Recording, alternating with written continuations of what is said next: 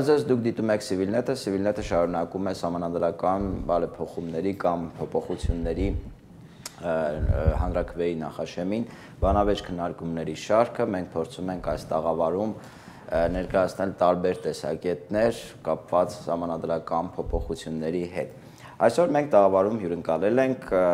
իրավաբաններ, իրավաբան Տիգրան Աթանասյանին, բարև ձեզ, եւ իրավաբան Գաբրիել Բալայանին, բարև ձեզ։ Բովանդակային քննարկումը կարծես թե հասարակության շրջանում այդքան մեծ շրջանառություն չգտավ, մարդիկ կարծես թե չեն հետաքրքրվում առաջարկված սահմանադրական տեքստի բովանդակությամբ։ Մենք փորձենք այսօր այսպես միքս անել բովանդակային մասով, նաև անհրաժեշտության տեսակետից փոփոխությունների, երևի սկսենք հենց անհրաժեշտությունից, մինչև հիմա չեն դադարում բանավեճերը առայն, թե արդյոք Հայաստանի Հանրապետության առաջ ծառացած մարտահրավերներին հնարավոր է դիմակայել սահմանադրական փոփոխություններով կամ սահմանադրական փոփոխությունները որքանով մեզ հնարավորություն կտան դիմագրավել այն մարտահրավերներին, որոնք կան մեր առաջ։ Խնդրեմ Տիգրան։ Ես առաջի օրվանից հրապարակվելուց հետո ասել եմ, որ սա ձևական անիմաստ գործընթաց է, քաղաքական օրակարգ է, ոչ մի առնչություն չունի իրավունքի եւ իրավաբանության հետ։ Դեռ ավելին, ես միշտ էլ ասել եմ, որ 95 թվականից սահմանադրություն ունենք, բայց ոչ մի սահմանադրություն էլ լիիրավ կամ գրեթե չի գործել։ Հետեւաբար ես չեմ հավատում այս նախաձեռնությանը, չեմ հավատում պարլամենտական հանրապետություն ունենալու հնարավորությանը, անկախ օրվա իշխանություններից։ Մենք չունենք կայացած կուսակցություններ, մենք չունենք կուսակցականության կուլտուրա եւ ստիպել, որ դա առաջանա 1-2 ամսում, դա անհնարին է։ Շատ բան կարելի ասել, ես գտնում որ սա կեղծ արհեստական օրակարգ է եւ անիմաստ մեծ հաշվով։ Խնդրեմ։ Ինձ համար մի բան է պարզ, որ սահմանադրական փոփոխություններով այն էական հարցերին, որոնք այսօր լուծում են պահանջում, լուծում տալ հնարավոր չի լինելու, որովհետև շատ ավելի մեծ են խնդիրները, ոչ միայն սահմանադրական տեքստի մեջ, միգուցե շատ գեղեցիկ է ավելի գրված, շատ ավելի հստակ է գրված, իշխանության տարանջատման սկզբունքը շատ ավելի ռեալ կիրառական կառուցակարգեր են ներկայացված, բայց այնուամենայնիվ պետք է ասեմ կառավարման մոդելի առումով եթե վերցնենք, գոնե այս մի քանի օր առաջվա տեսնում ենք, հա, վերջին տարվա ընթացքում ծավալվող այն գործընթացները, որոնք աշխարհում տեղի են ունենում, նախագահական համակարգը մեր տիպի երկրների համար ինձ թվում է որոշակիորեն ավելի ապացուցել է իր էֆեկտիվությունը, ինչի, որովհետև եթե հետ են գնում, թե ինչպես ընդհանրապես նախագահական համակարգը եկավ մեր կենցաղ, հա, այսպես ասած մեր քաղաքականություն, դա սովետական միության ժամանակ այդ 90 թվականին Գորբաչովի նախագահ դառնալն էր, կամ նախագահի այդ 15.1 ԽՍՀՄ սահմանության մեջ 15.1 գլուխի ավելացումը, լրացումը, ես ճիշտ ասած ուսումնասիրել եմ բոլոր գրեթե բոլոր այդ ժամանակվա ելույթները, այդ ժամանակվա թերթերում հրապարակումները եւ հիմնականը եղել է հիմնական գործոնը, հիմնական հիմնավորումը եղել է, որ անվտանգության մարտահրավերները մեծացել են սովետական միությունում, եթե հիշում եք այդ ազգամիջյան կոնֆլիկտները արդեն գլուխ էին բարձրացնում եւ մեկը չկար, որպեսզի իր պատասխանատվություն վերցներ, որոշելու թե ինչ պետք է հաջորդ քայլը ինչ պետք է լինի։ Մեր նման երկրում, որը պատերազմական, ուրեմն գտնվում է պատերազմական վիճակում, որոշակիորեն ինձ թվում է նախագահի որպես գերագույն հրամանատար լինելը ավելի էֆեկտիվ է, ինչը ապացուցվել է նորից եմ ասում, ներկայացված նախագծում իհարկե ավելի հստակ է, որ ազգային արդեն անվտանգության խորհուրդ է ուրեմն ստեղծվելու միակ նախարարը, եթե ուրեմն նայել եք սահմանադրական տեքստը, միակ նախարարը, որը ուղղակիորեն նշվում է, դա պաշտպանության նախարարի մասն է, որը խաղաղ պայմաններում իրականացնելու է ուրեմն անվտանգության խորհրդի կողմից մշակված քաղաքականությունը, բայց մեկ էլ պատերազմի ժամանակ տեսնում ենք, որ այդ երկու մարմինները փաստորեն այդ chain of command-ը, որ գոյություն ունի, փաստորեն դուրս է գալիս։ Ասենք անվտանգության առումով ինձ թվում է, որ որոշակի դեպքերում կարելի է նաև որպես գերագույն հրամանատար դիտարկել նախագահի ինստիտուտը, եկեք նույն Վրաստանը եւ Մոլդովան վերցնենք, Վրաստանում փաստորեն կիսապարլամենտական հանրապետություն է, այսպես ասենք, Մոլդովայում համարվում է պարլամենտական հանրապետություն, որտեղ նախագահին ընտրում է պարլամենտը, բայց գերագույն հրամանատար որ նախագահն է հանդես գալիս։ Այսինքն առաջի եզրակացությունը, որ կարող ենք անել, այս համանadrական փոփոխությունները ձեր կարծիքով մեր պետության համար գոնե այս շրջանում ժամանակավրեպ փոփոխություններ էին։ Միանշանակ ժամանակավրեպ են, պետք չեն, հասարակական պատվեր, հասարակական պահանջ դրա վերաբերյալ չկա։ Մեր երկրում կա մի պահանջ, արդար ընտրություններ անցկացնելու պահանջ, որը երբևէ չի իրագործվել։ Տեսեք, այս համանadrությամբ խոսք են տալիս ոչ ուղղակիորեն, անուղղակիորեն, որ եթե փոխվի, այնուհետև ընտրական օրենսգրքի փոփոխություն, որը հնարավորություն կտա մեզ անցկացնել հնարավորինս քիչ կեղծված ընտրություններ։ Ինչ պետք է միջև գեդինը sense խոնարհվենք այդ խոստացողների առաջ, դա ցինիզմ է, դա պարզապես ցինիզմ է, եւ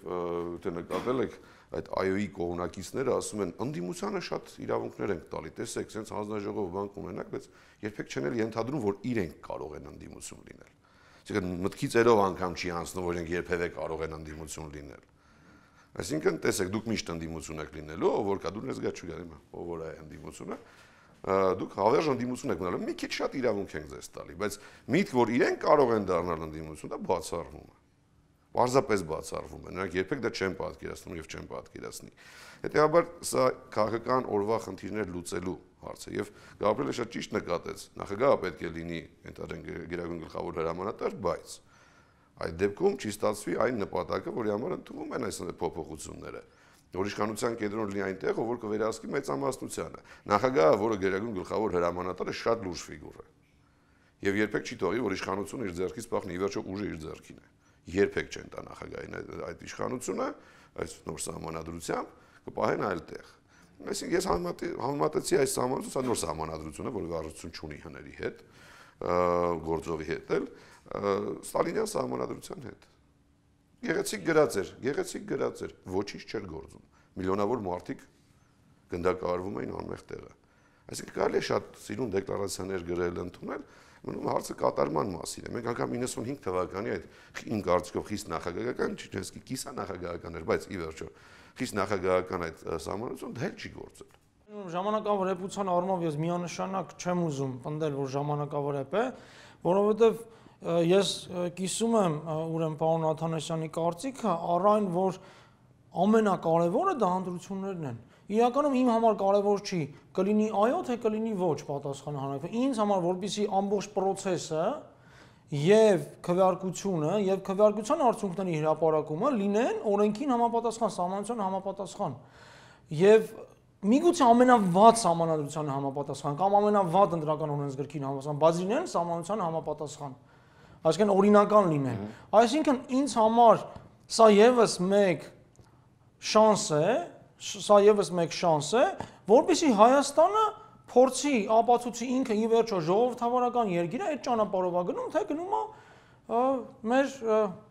այսպես ասած որոշ գործընկերների ճանապարհով։ Հարևանների։ Այո, որոշ հարևանների ճանապարհով։ Սա ես իրականում դու ենթադրում ես, որ մենք ունենալ ենք բարձրագույն հոգևոր առաջնորդ, հա։ Չէ, ոչ միայն հոգևոր առաջնորդի մասին է հարևանի մասին։ Չէ, դա նկատի չունեմ, հյուսային հարևանի նկատի ունեմ ավելի շատ։ Այսինքն, եթե կհաջողվի այս ընտրությունները կազմակերպել օրենքի տարին համապատասխան, ընտրություններ կներողություն, քվեարկությունը, հա, ամբողջ գործընթացը, ինձ համար սա կլինի ամենալավագույն հաղթանակը ժողովրդավարության։ Սա ես նայում եմ որպես շանս։ Հոյակապ ընկալելով ու հասկանալով, որ էական փոփոխություն չի կարող տեղի ունենալ, եթե ընտրությունները անցնեն կամ քվեարկությունը, հա, հանրակրվեն, անցնի այնպես, ինչպես մենք ունեցել ենք սրանից առաջ։ Այսինքն եթե կեղծվում է, կարևոր չէ թե ինչ են արդեն։ Այո, կարևոր չի, ոչ հա թե այո է, կարևոր չի։ Տեսեք, իշխանության հակափաստարկը ձեր նշած ժամանակավրեպությանը կամ ոչ էֆեկտիվությանը սահմանադրական փոփոխությունների կայանում են նրանում, որ օրինակ են բերում Եվրոպան, որտեղ հիմնականում խորհրդարանական կառավարման տիպի համակարգեր են եւ նշում են, որ տեսեք զարգացման, բարգավաճման հիմքերից մեկը հանդիսանում է խորհրդարանական կառավարման ձևը, օրինակներ շատ կան, Բելգիա, Հոլանդիա, Գերմանիա, Բրիտանիա եւ այլն եւ այլն։ Որպես օրինակ ներկայացնում են Եվրոպան եւ այսպես հարցադրում են անում։ Միթե մենք չենք ուզում ապրել Եվրոպայի նման։ Գիտեք, այդ նման հայտարարությունները իրենք վիրավորական են իրենց։ կասեմ դες։ Նախ այդտեղից որ Բելգիան եւ Հոլանդիան եւ Բրիտանիան միապետություններ են։ Սահմանադրական։ Այո։ Սահմանադրական։ Ներողություն, որ ընդհատում եմ։ Իշխանության Ներողություն, որ ընդհատում եմ, նույն Բրիտանիայի մասին եթե խոսում ենք, ֆորմալ առումով Գերագույն հրամանատարը թագուհին է, ասեմ։ Ինչու ֆորմալ, ավելի իրական է։ Անկամ օրենսդրորեն ամրագրված հրամանատարը, Գերագույն հրամանատարը, որը որոշում է ընդունում զինված ուժերի օգտագործման վերաբերյալ, դա թագուհին է։ Հիմա ինչ միտք ենք տալիս իշխանություններին սահմանադրական։ Եթե այդ ցուցումը լիներ Բաղրամյան 26-ին այդ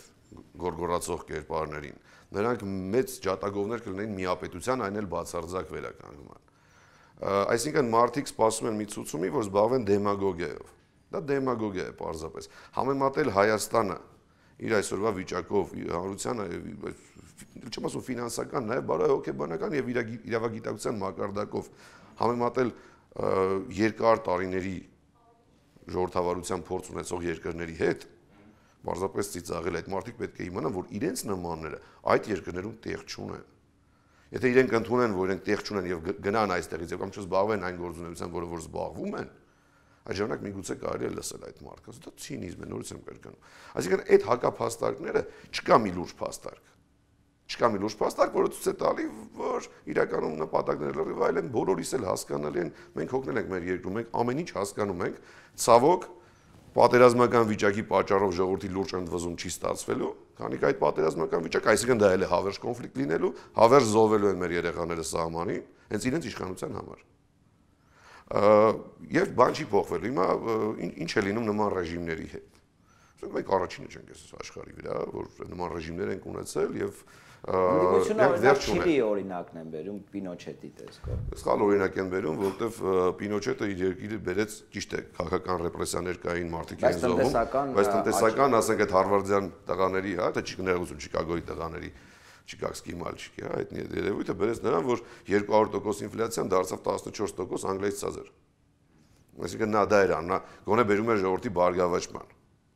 Ինչ են բերում։ Մեր իշխանությունը ոչինչ չի, սեփական բարգավաճման միգուցե, բայց էլ ոչ ոքի։ Նայենք ինչու, Ջիբուտի, Բուրունդի, Ռուանդա մի վիրավորվեք, մենք այդ երկրներից ցածր ենք զարգացողության աստիճանով։ Մենք ավելի խելացի ենք, միգուցե մեզ համարում, չես չի կարելի այդպես խոսել, բայց մենք զարգացողությամբ ավելի ցածր մակարդակի վրա ենք եւ պետք է նայենք ինչ է կատարվում այդ երկրների։ Նիկարագուա, Հոնդուրաս, Գվատեմալա, մոռանանք Եվրոպան, մենք շատ հեռու ենք դրանից։ Պետք է նայենք այս երկրներին, այդտեղ պարբերաբար լինում են բռնապետություններ, որոնք որ փլուզվում են, բայց փլուզվում են ներսից։ Կամ հեղաշրջում է լինում, կամ ներսից պարզապես իրար կոկորտ են կարծում փողի համար, պարզ ասած, եւ փլուզում են այդ ռեժիմները։ Ցավոք, մեր ճանապարհը դա է։ Այս ռեժիմը կարող է տևել 10-20 տարի, վաղը չի վերջանալու։ Այլ մարդիկ կգան, հասկանում եք, ռեժիմը հարմար է։ Ինչ գիտենք, որ ընդդիմությունը չի ուզում գալ պարզապես գերակրատաշտակի մոտ, ինչու պետք է գան եւ ժողովրդավարական ստեղծեն։ Ժողովուրդը պետք է փոխվի։ Եվ մեր ճանապարհը դա է, եւ էական չի, իրականում էական չի սահմանադրություն են ընդունելու, ինչ են հրճակելու, ով է լինելու գլխավոր հրամանատարը, կոլեկտիվ մարմին, թե մի մարմին, իրականությունը լինելու է խանական իշխանություն, այսինքն մեկը մի անձ է պատկեր, որտեղ պատկերացումն է այդպես, որ իշխանությունը մեկինը պետք է լինի։ Եվ պետք է սպասենք, որ ինքն իրան մաշի։ Այս համակարգերը մաշվում են։ Ճիշտ է, 10-20 տարի, որ մարդիկ կդառնան միլիոնատեր, կգնան կապրեն այդ Եվրոպայում, ժողովուրդը վատ կապրի, բայց սա է ճանապարհը։ Ես մի քիչ ուրեմն պարոն Աթանասյանի խոսքը պատասխանը վերջին հարցին շատ ավելի քաղաքագիտական էր։ Ես մի քիչ հետ գամ դեպի իրավագիտական, եթե կարելի է։ Ուրեմն դուք ինչ, տեքստը շատ ավելի հստակ է, քան գործող սահմանադրությունն է։ Շատ ավելի հետաքրքիր լուծումներ են առաջարկված, ոչ բոլոր ուրեմն մասերով իհարկե, բայց նույն հանձնաժողովի հետ կապված մի ուրեմն դիտարկում։ Հանձնաժողովը, եթե չեմ սխալվում, բացի Վարդան Պողոսյանից եւ Ղազինյան Գագիկից, բոլորը իրավակիրառության հետ գործ ունեցող անձինք են։ Այսինքն, որ Պողոսյան Վարդանը հարցերին պատասխանելուց ասում էր, որ այո, օրենքով այսպես կլինի, այո, օրենքով այսպես, այո, մենք էլ ենք այդպես մտածում, ինքը իրականում կարող էր հավատալ դրան, որ օրենքով այդ հարցերը կլուծվեն։ Մնացած բոլորը չեն կարող հավատալ դրան, հասկանում եք, որովհետև նրանք գիտեն ինչպես է իրավակիրառությունը կատարվում։ Այսինքն պրակտիկ կյանքից։ Այո, ասում եմ, բացի Ղազինյան Գագիկից, որը շատ մոտ է, որովհետև բազմաթիվ հանձնաժողովներում կա, ուրեմն բավական բանիմաց է հանձնաժողովում եւ կա պետական մարմինների հետ ինքը ինչու՞ չէ նաեւ իրավակիրառ պրակտիկայում աշխատում է դատավորների հետ արդարացության խորհուրդ, չէ, արդարացության խորհրդի անդամ է հանդիսանում։ Այսինքն Գիտեք ինչ, պրակտիկան լրիվ այլ է, դե սիրուն ձևակերպումներ տալը լրիվ այլ է։ Այս առումով, այո, իրոք խնդիրը դրա կիրառության մեջ է։ Ինձ համար ինչպես բացատրեմ, որ ավելի հստակ լինի։ Այսինքն տարբերություն հին սահմանադրությունը չի կիրառվում, թե նորը չի։ Այո, ասենք եթե կիրառողների մեջ այդ էությունը չի փոխվելու, մենք կապ չունի արդյոք այս գործող սահմանության մեջ գրած է համաչափության սկզբունքը, թե գրած չի։ Մենք նույն վարչական վարույթի մասն ունենք, ով համաչափության սկզբունք ունենք։ Չէ, օրինակ հավաստիության կանխավարկած ունենք, դրանք փորձարված բերել սահմանադրական մակարդակի, բայց մենք օրենքով ունենք գրած, բայց դա չկա։ Իշխանության ներկայացուցիչներից մեկ այս թեմայով պատգամավոր կարծեմ Սամվել Ֆարմանյանը նշում էր, եթե մեքենան վատն է, ինչքան էլ վարորդը պրոֆեսիոնալ լինի, միևնույն է չի կարողանալու օգտագործել այդ մեքենան ըստ արժանվուն։ Հիմա դուք նշում եք, որ ոչ թե մեքենան է վատ, այլ վարորդն է վատ։ Ինչպիսի ալեգորիա, գիտեք, ես զարմանում եմ, Հովհաննես Թումանյանը գերեզմանում շուռ եկավ, ինչպիսի համեմատություն, էլի, դա չի կարելի։ Ի վերջո ամենին վերջ պետք է լինի, ինչ որ ասում ես, հիշվելու է մարդիկ հիշելու են, որ երեխաներից ամաչի։ Վաղ այդ ամեն ինչը ձայնագրված է եւ ցույց կտան, այսինքն 100 տարի առաջ չէ որ միտեղ մի բան կասեր, կանցներ կգնար։ Չի կարելի այդպես ինչ մեքենա, ինչ վարորդ, ինչ համեմատություն է։ Մենք մարդիկ ենք, որոնք ուզում են նորմալ ապրել այս երկրում։ Եվ այս իշխանությունները չեն ապրելու նորմալ, որովհետեւ փիլիսոփայությունը այս իշխանության գալը, մարտի մեկյան արյունը, դա չի մաքրվել։ Դա մնալու է հավերժ, ինչ ուզում են անեն, ձախողվելու են ցանկացած, եթե անգամ փորձեն մի լավ բան անեն, ձախողվելու են հաստատ։ Տեսեք, պարոն Աթանասյան, դուք խոսում եք համակարգային փոփոխությունների մասին, այսինքն մինչև ֆունդամենտալ փոփոխության չընթարկվի հասարակությունը, քաղաքական համակարգ եւ այլն, մենք չենք կարողանալու ունենալ այն պետությունը, որի մասին երազում են կամ շատերն են այդպես երազում։ Իշխանությունը նշում է, որ այս սահմանադրական փոփոխությունները հիմք են ստեղծելու, պարարտող են ստեղծելու կուսակցական համակարգի կայացման համար, քաղաքական համակարգի կայացման համար։ Կարծում եք, որ այս նոր սահմանադրությամբ կուսակցությունները, որոնք դուք նշում եք, որ կայացած չեն, սկսելու են կայանալ, ինչ որ մի տեղից պետք է սկսեն, չէ՞, կուսակցությունը կարող է կայանալ միայն մի դեպքում, եթե նա շանս ունի ընտրություններով գալ իշխանության։ Այդ ժամանակ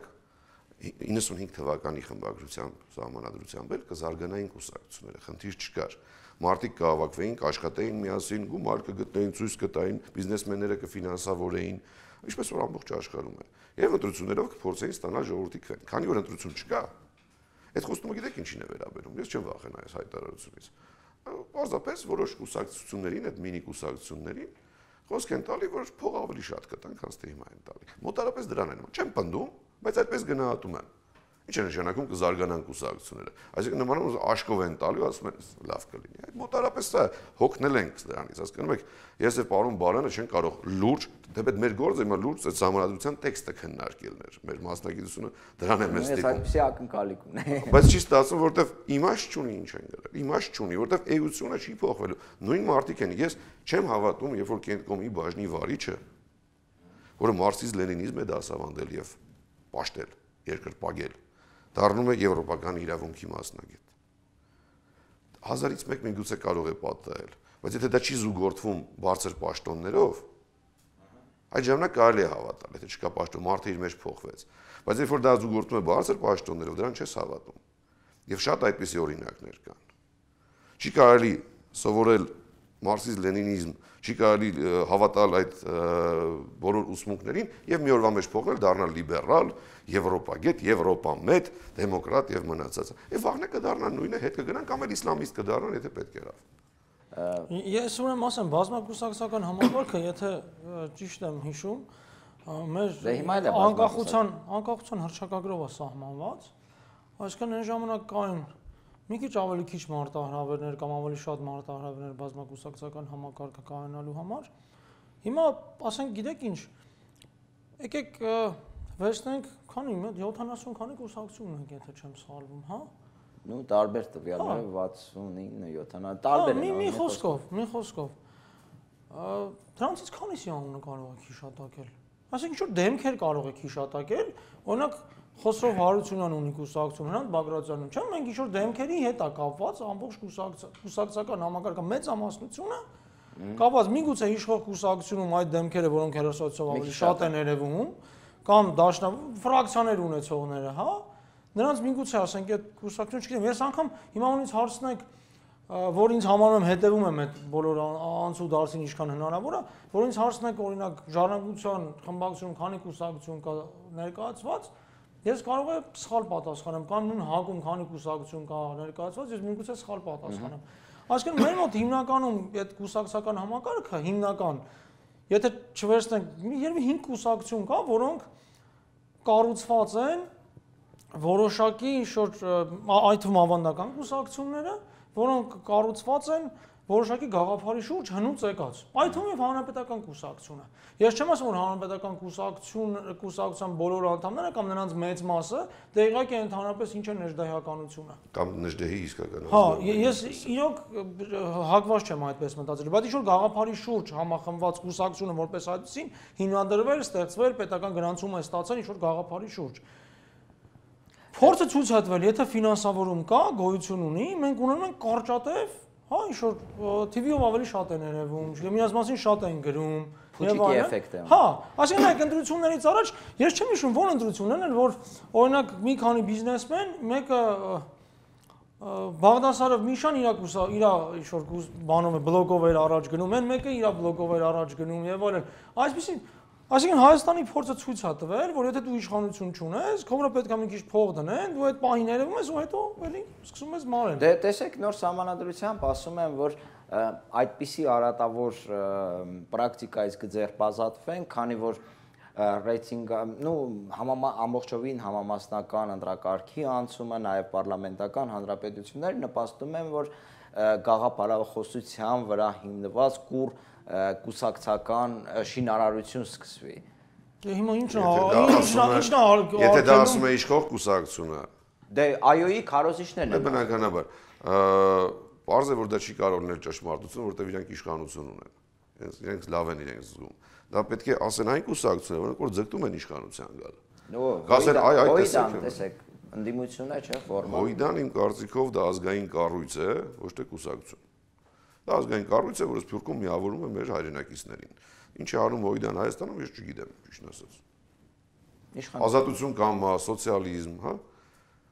Օյդան երբ որ իշխանություն Քոչարյանի օրը կարելի ասել իշխանության մեջ էր, ընդունեցին աշխատանքային օրենսգիրք, որտեղ 23 կարծեմ թվերի մեջ կարող շփոթվեմ, 23 հիմք կա մարդուն աշխատանքից ազատելու, մինչդեռ օրինակ Բագրատյանի կառավարության օրոք 7 հիմք կար։ Հիմա ով է սոցիալիստ, լիբերալ Բագրատյանը, թե սոցիալիզմին դավանող դաշնակները։ Իմ կարծիքով դա պարզապես ազգային կառույց է, որը մենք հիշում ենք 18-20 թվականների այդ ծանր տարիների ժամանակ թե քանդեցին այս երկիրը, թե կառուցեցին այս երկիրը, ոչ մեկ չգիտի պատմությունն էլ չէ, շատ եթեներով։ Իհարկե մեր պատմության մասն է։ Բայց դե ներկայումս ինչ են անում, ինչ սոցիալիզմ, ինչ բան։ Երբ տեսեք ոնց սոցիալները ասեն, եկեք ազգայնացնենք խոշոր ձեռնարկությունները եւ թող պետական լինեն, հա, երևի դա ինչ-որ սոցիալիստական մի գաղափարախոսություն կամ թոշակները սենց անեն կամ այդ ինչ բան անեն։ Չէ, ուղղակի կարմիր դրոշ ազատություն կամ հայրենասիրական երաշխություն։ Մա կուսակցությանը չեմ քննադատում, բայց ես որպես սովորական քաղաքացի եմ դա անցալում։ Ինչ սոցիալիզմ։ Հանրապետականներ, ինչ հանրապետական։ Հանրապետություն են կառուցել, թե խանություն են կառուցել։ Որովհետեւ հանրապետություն, հանուր բոլորի պետություն չկա նման բան։ Ոչ անվանումը, ոչ գաղափարախոսությունը իրականությանը չեն համապատասխանում։ Դե տեսեք, փոխենք որտեղ ընկնի, չէ՞, դա ամեն ինչը։ Փոխենք կմնա հավերժ։ Այսինքն փոփոխությունը ձեր կարծիքով միտված է գործող համակարգին սահմանադրական տեսք տալը։ Մարդկանց, որոնք որ տիրապետում են իրական իշխանությանը, հավերժ իշխելու հնարավորություն։ Որից եմ ասում, ասել եմ մի անգամ, կարծեմ արծեւի ժամանակ, դու գիտեք ով եղեք 46-ից 54 թվականները սովետական միության ղեկավարը, դե յուրե։ Շվերնիկն է եղել, ով է հիշում այդ մարդուն։ Ստալինը չի եղել, Շվերնիկն է եղել, նա ստորագրել սովետի անունից բոլոր պայմանները։ Այո, նա եղել է Գերագույն սովետի նախագահության նախագահ։ Ով է հիշում այդ մարդուն։ Ով է հիշում, որ դրանից հետո եղել է Վարաշիլովը։ Միկոյանն է եղել մի տարի սովետական միության ղեկավարը դե յուրե։ Բայց բոլորս գիտենք, որ Ստալինն է եղել, Խրուշչովն է եղել եւ մնացած, այսինքն իրական ղեկավարները, որոնց համար էական չէր արդեն պաշտոնը, որ զբաղեցնում էին։ Նրանք հսկում էին մարդկանց, կարևորը վերահսկում էին ուժային կառույցները եւ վերջ։ Նույնն է կրկնվում, ոչ մի նոր բան չէ սորը։ Սա այս նոր սահմանադրությունը ձևակերպումների մի նայեք։ Սա կոմսոմոլի դպրոցների եւ Պարտիզանի շկոլաների հետևանք է։ Շատ լավ մտածել են մարդիկ։ Ոնց ինչ կարող լինել։ Գիտեն, որ կարևորը փողը ունես, հսկում ես ուժայիններին, մնացած էական չի։ Միգուցե այդ հարցը չեմ կարող կիսել այդ տեսակետը, որ սահմանադրական փոփոխություններ առաջարկված կամ նոր սահմանադրության ընդունումը ինչը ավելի լավանորեն կլինի, միտված է իշխանության վերարտադրմանը, որովհետև գիտեք ինչ, պարզապես դրա կարիքը չկա։ Այս գործող սահմանությունով էլ եթե նայում ենք, որևիցե դեպքում գոյություն ունեցող իշխանությունը նեղություն չի կաշել վերարտադրվելու պարագայում։ Ոչ, նեղություն քաշել է։ Քոչարյանից Սարգսյան գալուց 10 հոգի մարդ սպանեցին, 200 հոգի մարդ դատեցին։ Նման ցնցում չեն ուզում, որովհետև կարող է մյուս ցնցումը չլինի։ Երկու ժամկետը պրոբլեմա միևնույնն է։ Ում էլ նշանակ են նախագահ Հայաստանում վտանգավոր որ իշխանությունը։ Հավատացեք ինձ։ Ես իրոք այն կարծիքին եմ, որ խնդիրը շատ ավելի գլոբալ է, սահմանադրական այդ նոր սահմանության նախաձեռնություն ցուցաբերելու առումով գլոբալ ինչ առումով ես հեսա կմանրամասնեմ ոչ ներհանրապետական չի ավելի շատ միտված է միգուցե նաև արտաքին մարտահրավերների դիմագրավմանը ինչի համար որովհետև եկեք նայենք ռեալ է հա եթե վերցնում ենք իրավաբանորեն նախագահը չունենալով խորհրդանական մեծամասնություն այսօր պարզապես ոչինչ չի կարող անել Անկամ եկեք վերցնենք ոստիկանությունը չի ենթարկվում, որովհետև խորհրդարանը, քանի որ ոստիկանությունը սահմանադրական մարմին չի, խորհրդարանը ոստիկանության մասին օրենքը կփոխի եւ կասի, որ դա վարչապետին է ենթարկվում անմիջականորեն, որտեղ նախագահն է նշանակում, ուրեմն ոստիկանապետին կամ ազգային անվտանգության ծառայության եւ նրան տեղակալները, այդ ամեն ինչը կարելի է փոխել։ Հասկանում եք, այսօր քանի որ նրանք սահմանադրական մարմիններ չեն, շատ այսպես ասած ճկուն են, նրանց ղեկավարումը շատ ճկուն է։ Օրենքով կարելի է փոխել նրանց ուրեմն կառավարման եւ ղեկավարման մոդելը։ Եվ ի՞նչն է վտանգը։ Ինչու եք մտածում, որ եթե նախագահը լինել շատ լավը, իսկ վարչապետը լինելու համար շատ վատը։ Ես դրա համար Ոչինչ, դու բալանս լինի։ Ես դրա համար ասում եմ, որ ուժային կառույցներ։ Տիգրան ջան, դրա համար իմ պնդումը հետեւյալն է, որ գործող սահմանադրությունը որևիցե կերպով չի կարող է խոչընդոտել, եթե այդպիսի նպատակ այդ վերարտադրման նպատակները։ Ինձ ներողություն։ Ինձ իրոք թվում է, որ Հանրապետության ղեկավարությունը շատ ավելի շատ ինֆորմացիա ունի, քան ունեմ ես, դուք եւ պարոն Աթանեսյանը։ Եվ կա որոշակի մի գործընթաց, որը արդեն սկսվել է։ Մենք մերիտոկրատիա չունենք, մենք կլեպտոկրատիա ունենք։ Ունենան, չունենան, էությունը նույնն է։ Կոզածը մերիտոկրատիան է։ Դες հասկացա ինչ պետք է, մերիտոկրատիա չունենք խելացիների իշխանություն։ Մենք ունենք կլեպտոկրատիա, իշխանություն արստանալու համար։ Հետեւաբար էական չի, ինչ գիտեն, ինչ չգիտեն։ Միևնույն է իրագործումը մի ձև։ Դուք իրոք մտածում եք, որ նախագահը խելացի չի։ Դուք իրոք մտածում եք, որ օրինակ սահմանադրական պրովոկացիա է, ես իրաք չեմ ճանաչում անձամբ։ Չէ, գիտեք ինչ ասենք, ես իրոք համոզված եմ, որ գոնե մնացած պաշտոնյանին չեմ ասում, գոնե մի 2-3 պաշտոնյա, որոնք եթե չեն ընդունում որոշումներ կարևորագույն, բայց գոնե ազդեցություն ունեն այդ որոշումների ընդունման վրա, ես բարկաստո տեղյակ չեմ ներքից։ Ես չեմ ասում խելացի չեն։ Իրոք խելացի մարդիկ են։ Ես գիտեմ նրանց բոլորի աշխատակազմերում կան խելացի, աշխատասեր, բանիմաց Օգուտը։ Ուրեմն այստեղ ես դրաման նորից հետ եմ գալի իրավակիրառությանը։ Պարոն Աթանեսյան, թույլ տանք պարոն Բալոյանին շարունակելու գլոբալ նշանակությունը սահմանադրության, այն ինչումն է կայանում։ Երևի կլիմայի փոփոխման դեմ է այս սահմանը։ Գլոբալությունը դրա մեջ է։ Գիտեք ինչ, ես արդյոք Ղարաբաղյան հակամարտությունը չէ։ Ես չեմ կարող այդպես։ Ես իրոք քանի որ ինֆորմացիա չունեմ հստակ, միգուցե Ղարաբաղն է, միգուցե չգիտեմ Հայաստանն է, միգուցե Եվրասիական տնտեսական միությունն է, միգուցե ՆԱՏՕ-ի հետ համագործակցությունն է կամ Եվրամիության հետ համագործակցությունն է։ Այսինքն ինքը շատ ավելի գլոբալ եմ դիտարկում, այս ամեն ինչը ես դիտարկում եմ։ Մենք ավելի արդյունավետ ենք դառնալու այդ խնդիրների լուծման, թե ոչ արդյունավետ։ Ես նորից եմ ասում, սահմանադրության, այո, այդ նոր սահմանադրության ընդունումը կամ դրա ընդունման մերժումը միակ ձևը, որ կարող ազդեցություն թողել, ինչ որ մի ազդեցություն թողել է ժողովրդի, այս երկրի ապագայի վրա, դա օրենքին համապատասխան, անգամ գործող ամենավատ օրենքին, եթե ինքը ամենավատն է, օրենքին համապատասխան, ուրեմն քարոզարշավի անցկացում, քվեարկության կազմակերպում եւ քվեարկության արդյունքների հրապարակում։ Եթե կլինի մենք Իդեպ իմ ընտանիք, ինձ եւ իմ ընտանիքի անդամներին այսօր տեղեկացրեցին, որ այոյի մեջ են գրել արդեն։ Քանի որ բնակվում ենք սեփական տներում, բոլորս մտերիմ ենք իրար հետ, հարևաններից մեկն էլ ակտիվ է, տարիքով էլ մարդ, ասա քեզ գրել եմ այոյի մեջ, ասա իսկ ցավն էլ տանեմ, ուզում ես գրի։ Մեծ մարդ է 70, չեմ կարող ոչինչ ասեմ, ասեք մեր աշոտ պապիկն է, գրել է։ Այսինքն եթե ուզում եք իմանալ, արդեն իսկ ոչ։ Արդեն իսկ ոչ։ Եթե նա Դե հիմա արդեն իսկ ոչ, բոլորս գիտենք, դժվար չի իմանալ, փոքր երկրում ենք ապրում։ Դե դուք շփվում եք ձեր շրջապատի այն մարդկանց հետ, որոնք միգուցե, ասենք, դրանց մեծամասնությունը գերակշռում է Այո։ ոչ կամ այո, հա, չգիտեմ։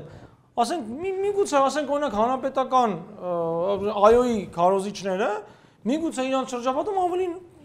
շատ է այոյի կողմնակիցները։ Ես էլի գիտեք ինչ, որոշակի մի փոքր անդրադարձ պետք է ունենամ։ Այոյի մեջ ավելի շատ այոն է, ես էլ եմ։ Այո, դա հենց է դա, այոյի մեջ ավելի շատ այոն է։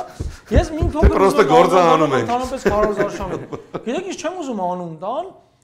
բայց երբ որ ես մի անգամ փորձեցի նայեմ այդ բանը, այդ այո եւ ոչ, հա։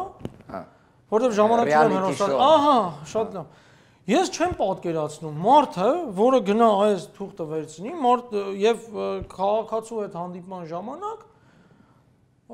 քաղաքացին են դիմում ասում ես օրինակ առողջական խնդիր ունեմ, հիմա այդ սահմանությունը ես օրինակ թոշակի խնդիր։ Մարդը առանց ամանչելու, լինելով ազգային ժողովի падգամավոր ու ամենավերջի падգամավորներից չլինելով, ասում է այս է հենց այոն անցնում է, քո բոլոր խնդիրները լուծվում է, բոլոր։ Համել դատարանները կաշխատեն։ Չգիտեմ ինչ կլինի դատարանների հետ, բայց հիմա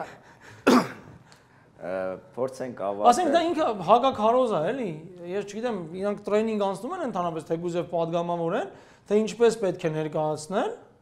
Այսինքն շատ դրական կողմեր ունի, ասեմ դες գալի դրանից խոսել, էլի։ Հիմա իշխանությանը ինչ պահանջ, ինչ առաջարկություն ներկայացնում են, իրանց միակ պատասխանը սահմանադրությունը փոխեն կլուծվի, էլի դա ամենաբարձր մակարդակով է երևի գալիս Սերժ Սարգսյանից սկսած, հիմա էլ պատգամավորներն են լծվել նույն գործին, փորձենք ամփոփել եւ եզրակացնել, ես կփորձեմ կարճ ձևակերպում տալ մեր այս զրույցին, փաստացի սահմանադրական փոփոխությունները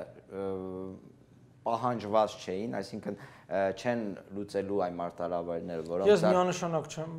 կարծիքին չեմ, այո, ես միանշանակ այդ կարծիքին չեմ։ Ես ասում եմ, որ սա ես դիտարկում եմ որպես շանս։ Շանս հանրաքվեն, ես ինչքան հասկացա ազատ եւ անկախ անցկացնելու, թե սահմանադրությունը ուղղություն որոշելու պետության զարգացումը, նայեք, սա կոնցեպտուալ փաստաթուղթ է։ Ասենք որպես հիմնադրամ կարծում եմ, հա, իրավակազմակերպական ձևը, նույն ձեր գործատուի կա որոշակի ռազմամարական պլան զարգացման, հա, դա 3 տարով կարող է լինի, 5 տարով, 5 տարով, 10 տարով։ Բայց այս պլանը դուք քննադատում եք։ Հիմա ես քննադատում եմ այն դրույթները, որոնց հետ համաձայն չեմ, որոնց հետ կապված ներկայացրել եմ առաջարկություն, իմ ճանաչած ասեմ, մոտ 10 իմ առաջարկություններից այս տեքստի մեջ կա։ Այդ պլանը ոնց անել, հնգամյակը 4 տարում, հա։ Ինչ։ Ինչա հնգամյակը 4 տարում այդ տիպի պլանը։ Չէ, հիմա նայեք, սա կոնցեպտուալ փաստաթուղթն է, որը միտված է, այսպես ասած, միտված է տալու պետության զարգացման հիմնական ուղղություններն ու սկզբունքները։ Հիմա շանս որ ասում եմ, դիտարկում եմ, որ մենք ընդհանրապես քվեարկության կազմակերպումը, անցկացումը, հետո դրա արդյունքների հրապարակումը շանս է, որպեսզի մենք ընդհանրապես որոշենք, մենք այս փաստաթղթի կարիք ունենք, թե չէ։ Մենք օրինակ, թե մենք օրինակ Իսրայելի տարբերակով պետք է շարժվենք, որտեղ սահմանություն չկա, կան 11 հիմնական օրենքներ եւ շատ հոյակապ գործում է այդ երկիրը, եթե հիշում եք մի քանի տարի առաջ անգամ նախագահին դատապարտեցին։ Բավականին բարդ է այստեղ։ Չեմ ուզում կրկնվեմ ինչ որ ես ասացի, ուղղակի մի այսպեսի նկատառում այդ դեմագոգները, որոնք որ համեմատում են մեզ Եվրոպայի հետ, ասում են համեմատեք միջև վերջ։ Դեգոլը որ ազգային հերոս էր եւ Ֆրանսիայի փրկիչ մի բան։ 69 թվականին հրաժարական տվեց, որտեղ իր առաջարկած օրենսդրական նախաձեռնությունը հանրաքվեով տապալվեց։ Այ եթե թասիվ ունեն մարդկություն ունեն իրենց մեջ այս իշխանությունները, թե ժողովուրդը ասի ոչ, ես բոլորին եմ կոչանում ասել ոչ։ Զուտ այն պատճառով, թե ով է սրա հեղինակը։ Կապ չունի ինչ է մեջը գրած։ Փտած ծառը պատուղնել է փտած։ Ասենք ոչ, եւ եթե ունեն այդ տղամարդկությունը, իրոք այդ եվրոպացիներ կամ իրենց այսօրվա ասացի մեջ գոնե 1% ճշմարտություն կամ ազնվություն, թող հրաժարական տան գնան, եւ դա կլինի մեծագույն նվերը մեր երկրին եւ մեր հասարակությանը։ Ես ասեմ, որ մենք նախադեպ ունենք նման, եթե հիշում եք Տիգրան Սարգսյանի հրաժարականը հաջորդեց Սահմանադրական դատարանի հայտնի որոշմանը, որը չգիտեմ ինչու իմ կարծիքով իրավակիրառությունը այդպես էլ կապում եք իրար։ Այո, միանշանակ եմ կապում իրար հետ, միանշանակ եմ կապում։ Ես այդ ժամանակ ճիշտ ասած բավական տևական ժամանակ Հայաստանում չէի բնակվում։ Եվ հետո եկա Հայաստան, տեսա, որ ես իմ կամքից հակառակ